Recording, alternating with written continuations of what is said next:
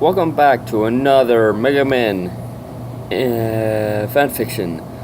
Sequel of Being in Love is Not Easy, Being in Love is Never Easy. Once again by Sailor JJ07. Chapter 1. Our relationship begins. Hi everybody, it's me again. And guess what? I come bearing gifts. This is part 2. Being in Love is Not Easy was a very fun fic to write, but this one will be longer and better with lots of new and exciting romance. Plus more. On with the fic. Disclaimer, I do not own.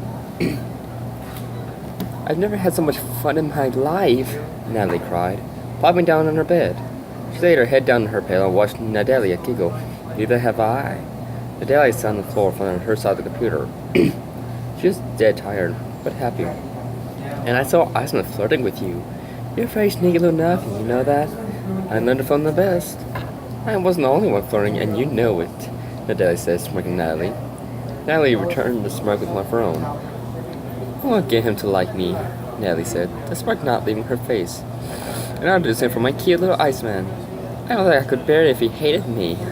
Natalia fell over dramatically, and Natalie laughed at her.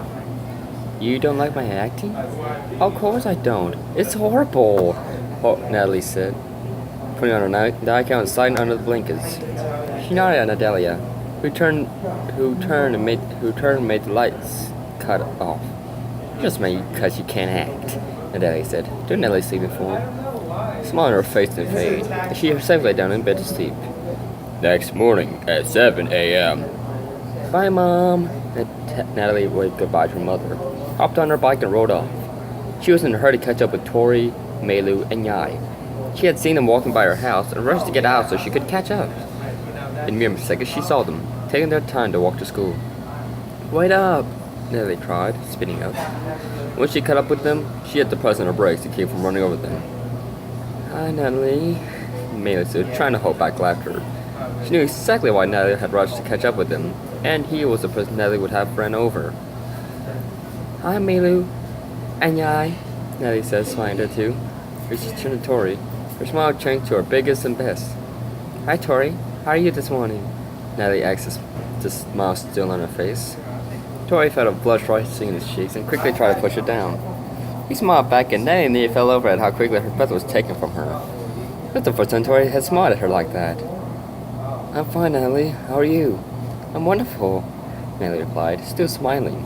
Tori smiled back again before he noticed Melu and Yai. How come you didn't wait on land, Melu? Tori asked, getting back on the scooter. He pushed off the ground with his foot and watched as Natalie matched pace with him on her bike. He was taking too long to get up. I had Mega Man wake him, but he fell asleep in the shower. The only reason why he woke up there was because he started to get water in his nose, Natalie said, shaking her head. That would never change. Well, with his sleeping habits anyway. That's so much like Lan. I think May needs an earlier bedtime, Yai said, setting a pace with Melu.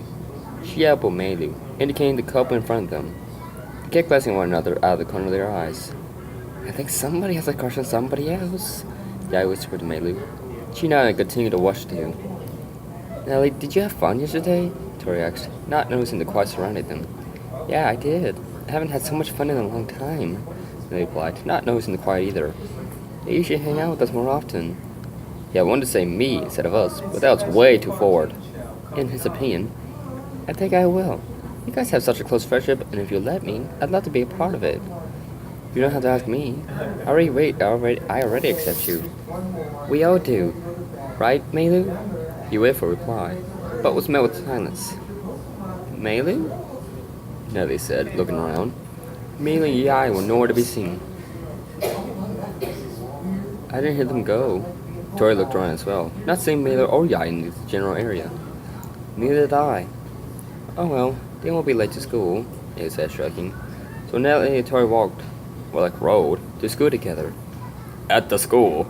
It took you two forever to realize we were gone, Yai cried, sitting at her desk. She giggled and smiled at the couple. We didn't even notice, Natalie said, sitting at her desk in front of Yai. Melu nodded from her desk that she shared with Lan. He still wasn't there, but she wasn't worried. He'd make it. He always did. I can tell, Yai said, winking at Tori. He didn't know, but how he was supposed to take it, but he laughed anyway, just to make her happy. Tori sat at a desk with Guy directly behind Natalie. Natalie turned around in her chair and she talked with Tori until Miss Marr came in. Is everyone here? Lan ran to the room and plopped down at his desk, right before the bell rang for class to start. Good morning, Lan. Barely missed the bell, as usual. Sorry, ma'am. You're forgiven. Miss Marr put a big smile on her face and walked up to the board. She wrote down a single word and went until the class thought about it. Now, what do you think we are going to do today that has to do with this word? Miller raised a hand. Learn about what they are? Yes and no. Today, we are going to learn what being a parent is all about. I know I shouldn't be teaching you this so early, but with all these new couples forming all the time, I think you should all learn. Will there be any homework? Asked the teacher from the back of the class. Once again, yes and no. Your homework is your project.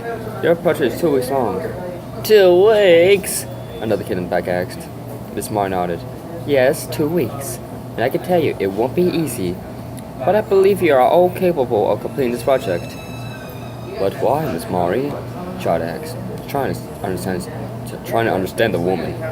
Chad had transferred schools when he and I started dating. So far, he wasn't regretting his decision. Because, Chad, what would happen if you found a baby in a basket and your parents were so excellent to take care of it? I'd give it to my dad. But what if she was too busy to take care of it and you had nothing to do? These are tied to that this 2 weeks session's over and many other things. Are we going to learn how babies are made? A girl in the front relaxed. Yes, we are going to watch education tapes. And we'll also learn lots of other things as well. At the end of school. And don't forget, we have a field trip tomorrow, Miss Marr called out as the bell rang. The entire class filed out, and Mela gave a sigh of relief. I've never heard so many disgusting things in my life, Nellie said, trying to get the images out of her head. I think it's very interesting, Mela replied, laughing at the looks on everyone's faces. What? The entire group cried, receiving strange looks from a couple of people around them. I'm serious. I think it's a complete and totally natural process. But then again, I want to be a nurse when I grow up. Stuff like this doesn't disturb me at all.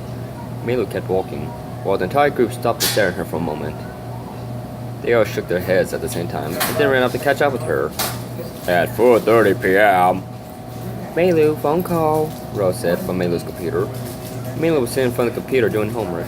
But when Rose had told her she had a call, she looked up. Bring it through. Okay. Milo watched as Nelly's face showed up on her computer screen. Hey Nat, what's up? Milo, I need your help. Milo almost got worried, but the look on Nelly's face told her not to. With what? Is everything okay? No, it's not. I need to impress Tori. Milo, I want him to like me. I want him to ask me out. Well, you know, Nat, you can always be yourself. He seems to like you very much without you trying to impress him or anything. Milo, that never works. If I be myself, that means he'll see all the things wrong with me. Nat, you will not have any problems with the real you. But if you really want my help that bad, I can give you a little help. Tell me everything you know. Please. Milo laughed. Nelly sounded so desperate. At 5 p.m. That's all? Nelly asked, knowing she had actually gotten a lot of information. Yes, that's all. If you wear his favorite color a couple of times, he's bound to notice no matter what. I'll keep that in mind. Thanks for all your help, Milo. You're welcome. But please, promise me one thing. What's that? Do not try to change yourself for Tori. You got that? Yes, Nurse Melu. Of course. Good. See you, Nat. Bye. May put her finished homework in her backpack and looked up as the computer beeped again. Who is it this time, Ro? It's an email from Lan. It says, come outside as soon as you get this email. I have something to tell you. I wonder what he has to tell me. You ready, Ro? Let's go. May grabbed her PT and ran outside. Outside? Melu, I said, making Melu giggle. It never surprised her how much I could miss her in one day. I miss you. I can tell. She kissed his cheek, receiving a blush from him. So what do you want to tell me? Oh my god. Man, I'm kidding. You know, you never guess who I just got a call from. Natalie? No, her male counterpart. Tori called you about Natalie, Milo said, sitting down on Lance's porch. Then sat down beside her and put his arm around her waist. Exactly. And you know what he asked me? For info about Nat? Right again. It's like you're reading my mind. Are we that much in love with each other? Man, that's not the reason why I know what happened. Even though I do love you very much. And how? I just got off the phone with Nat before you emailed me. You're kidding. Nope. And she wanted all the info she could get on Tori. It's crazy how those two are acting. That just means we have a new mission, Hunt said with a grin. And what's that? Nelly replied, knowing what he was thinking.